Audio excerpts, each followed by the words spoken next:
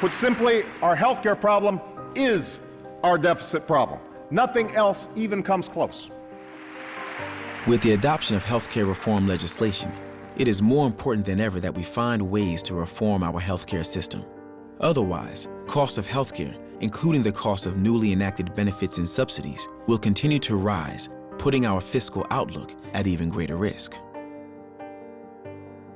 If I were to worry about how we're going to have a sustainable financial future for the United States, healthcare would be at the top of the list of things I would worry about.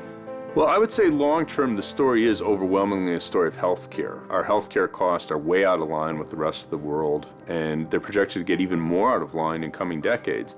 We have a Medicare cost crisis, but it's even more true that we have a national health cost crisis. We cannot solve the Medicare cost problem unless we solve the problem of cost for all of our nation's health care. People want health care, and the average cost is rising very, very rapidly. This country spends more per person on health care than any other country, and by no metrics are we getting the most for our money. So there's clearly a problem of what we're getting for all the money we're spending.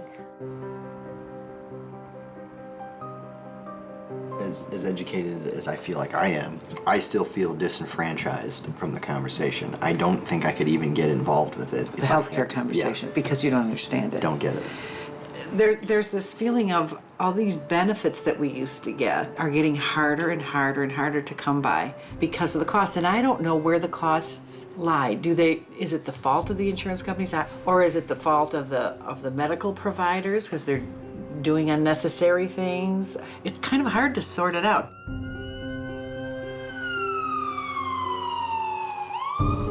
We have a health system that, in terms of costs, is really out of control. And if you take this line and just project what has been happening into the future, we will get less and less competitive. So we need something else. That kind of a cost compared to the rest of the world is really, it's like a tapeworm eating, at our economic body. Well, failure to reform our healthcare system leads to two problems. First, the quality of care will remain as remarkably uneven and inadequate as it is now. And secondly, healthcare for my children will become unaffordable. The opportunity to reform medical care for the entire population is tremendous. We can improve quality while slowing the growth in healthcare spending to something that's affordable. Slowing the rate of growth of health spending by only 0.1% a year, and that alone would save $4 trillion over time. Surely to goodness we can shave off 0.1% of our growth rate. But we ought to be trying now a number of strategies that will slow the growth of healthcare costs. The passage of the healthcare bill is just the beginning. Now the real work begins. We must address the rapid growth in healthcare costs, which is absolutely essential to our economic and fiscal future. To do this, we will need to make a number of changes in the way healthcare is delivered, financed, and consumed.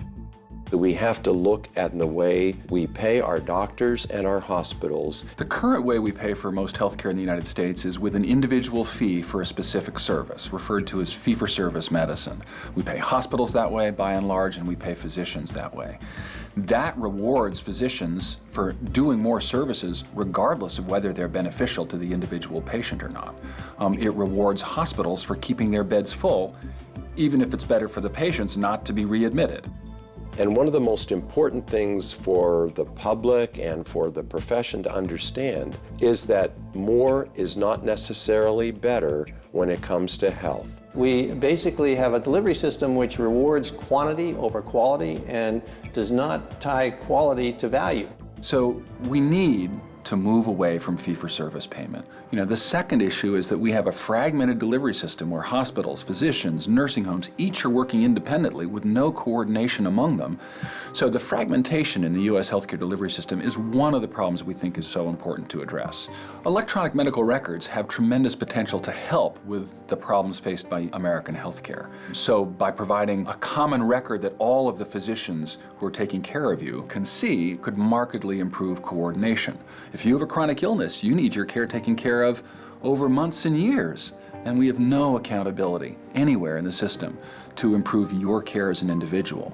Putting those things together, better payment systems, better information systems, and ways of holding physicians accountable with hospitals, then we could really drive improvement in the healthcare system. Some other ways include enacting malpractice reform, reducing administrative processes, reducing medical errors, and creating smarter healthcare consumers. In the current health insurance system, patients are often unaware of the true cost of medical tests and procedures. When you purchase something from a store, it comes along with a clear price tag. The same should be true of healthcare services. With respect to healthcare, a large fraction of it is not paid out of pocket, but rather paid by insurance, so we are insensitive to prices. One way to change this is to show the total cost of compensation, including the employer's share of the healthcare insurance, on pay stubs. This way, employees can see how much of their compensation is in healthcare, not just cash. Finally, we need better decisions about end-of-life care. About 30% of all Medicare payments are on behalf of people who will die within a year. We should encourage compassionate ways to handle difficult health decisions at the end of life that will lead to appropriate levels of care. These and other steps can help slow the rate of growth through our entire healthcare system, which is one of the biggest cost drivers in federal healthcare programs. Beyond slowing the rate of healthcare cost growth, there are other steps we can take to make our healthcare system sustainable. As a nation, we need to adopt healthier lifestyles. It's important for us to recognize that how we live our lives has a huge impact on our future health. The biggest thing to think about is how to get the public engaged in becoming a healthier nation so that people don't get sick in the first place. Well, people with multiple chronic diseases spend most of the Medicare money. So that's the target. That's where we need to focus. The fact that we do not promote healthy lifestyles in the marketplace, we should give people incentives, cash incentives to pursue healthy lifestyles and prevention activity. More physical exercise, healthier diets, less smoking. All of these things contribute to a reduction in vulnerability to chronic disease and to disability and to illness and to hospitalization. So there is a cascade of benefits that have payoffs in health and payoffs in dollar savings. That would reduce the cost of care, but most importantly, it would make us all feel better. The new healthcare reform legislation assumes that Medicare providers will be paid less. Those savings may prove difficult to achieve. As a result, we will need to look at other ways to control the cost of federal health programs, especially the growth in Medicare. The rising costs of federal health programs are the most important threat to the fiscal sustainability of the U.S. government. Medicare is the largest component of that threat. So reforming Medicare in a way that improves care while reducing costs is a critical challenge facing our country at this moment. Right now, all the programs are an automatic pilot. There is no limit to how much the government will pay for your health care. We might have to look at putting a cap on federal health care spending to see whether that will help make these hard choices, because right now we have an open-ended system, and so nobody has an incentive to control costs. The Medicare problem, of course, is that the population eligible for Medicare, the elderly, is going to expand at a very rapid rate, and so the number of beneficiaries will increase, and with it the costs of the program. Another way to improve the financial strength of our Medicare program is to gradually raise the premiums for Medicare Part B, which includes outpatient care, doctor's services, physical or occupational therapy, and Part D, prescription drug benefits, both of which are voluntary programs, while providing financial assistance for those who need it. This would take a huge bite of our growing Medicare deficits and do so in a progressive manner, protecting those of lower means. And finally, if we gradually raise the eligibility age of Medicare, we will greatly enhance our nation's ability to offer effective healthcare programs to those who pay into it.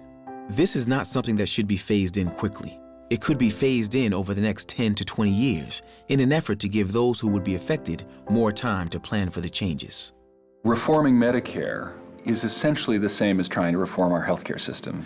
And to fix healthcare, we need not only Medicare, but all of the other payers to help physicians and hospitals come together to reform care and slow the growth of healthcare spending. Unfunded Medicare costs will reach a staggering $38 trillion over the next 75 years. This is the greatest fiscal problem facing our nation. Most Americans think we face an awful choice. We have to spend more and bankrupt ourselves or ration care. I think what the research shows quite clearly is that there is a third choice. We can redesign care so that healthcare is both affordable, covers everybody, and is better quality of care. Finding ways to reduce overall healthcare spending and achieve savings in Medicare will be key to lowering future debt levels. When it comes to our exploding debt, nothing has a greater impact on it than our healthcare system. To the extent that we can fix our healthcare system and rein in cost, we will improve our financial situation.